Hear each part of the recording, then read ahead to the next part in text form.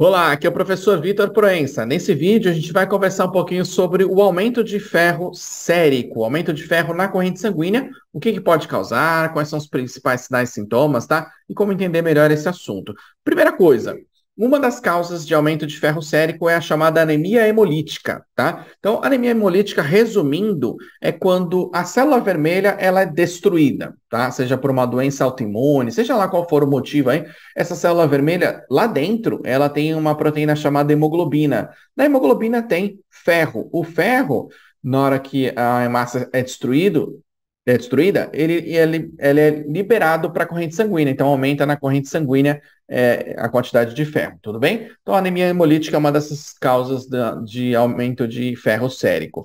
Outro motivo, excesso de transfusão ou ainda o excesso de consumo aí de suplementos à base de ferro, sei lá, sulfato ferroso, ou ainda esses suplementos aí com multivitaminas, minerais, etc., que as pessoas fazem ingestão sem ter orientação do nutricionista, por exemplo, tá? De maneira indiscriminada, que não é legal para o seu organismo, tudo bem? Ninguém sabe aí, sem fazer um exame e o médico analisar, o nutricionista entender direito, se realmente tem deficiência aí de nutrientes no organismo, tudo bem?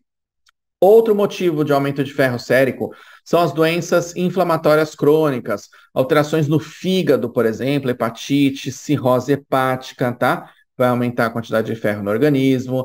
Algumas doenças aí mais genéticas, como talassemia, hemocromatose, tá? E outras alterações aí que levam ao aumento de ferro, por exemplo. Tudo bem?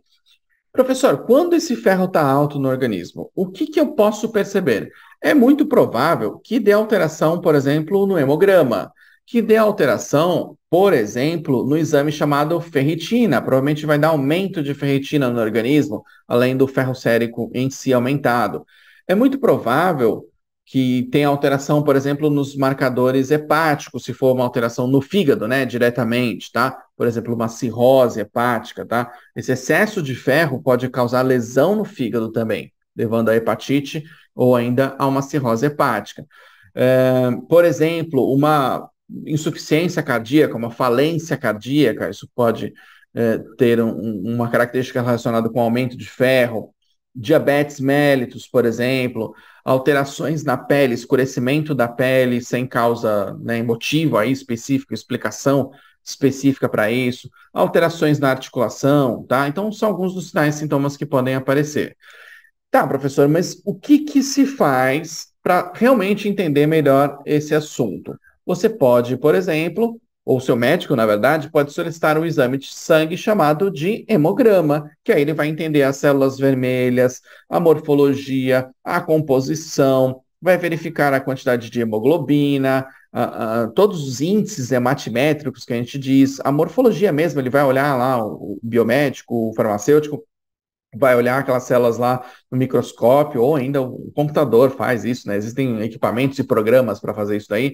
Um citômetro de fluxo, por exemplo, vai fazer essa análise toda, e aí o laboratorista, por exemplo, vai pegar uma lâmina e analisar aquelas morfologias para entender melhor o que está acontecendo. Se tem mais hemoglobina, menos hemoglobina, se a célula está sendo destruída, se a morfologia está diferente, tá? Então, o hemograma pode ser feito para analisar aí quais são as causas desse aumento de ferro sérico.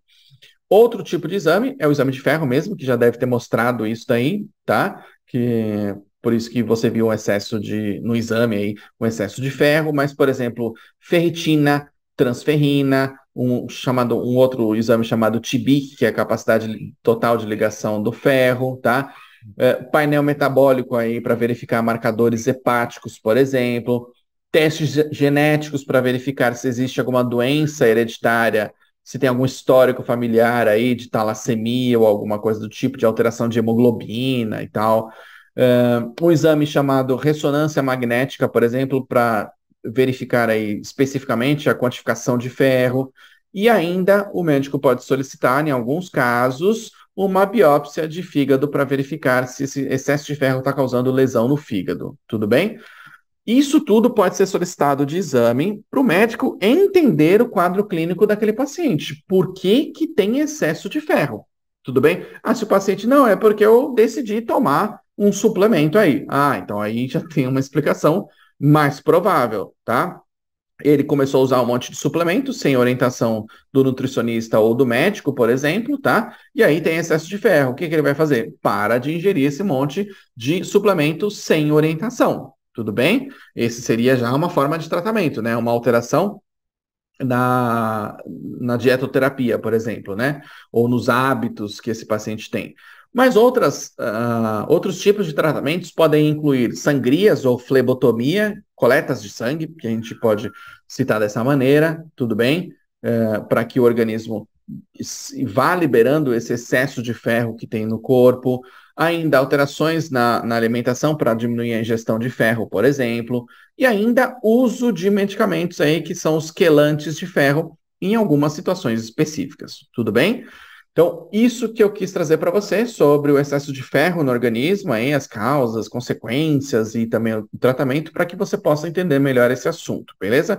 Se você gostou, clica aqui em curtir e também deixa o seu comentário, que ele é muito importante para a gente, tá?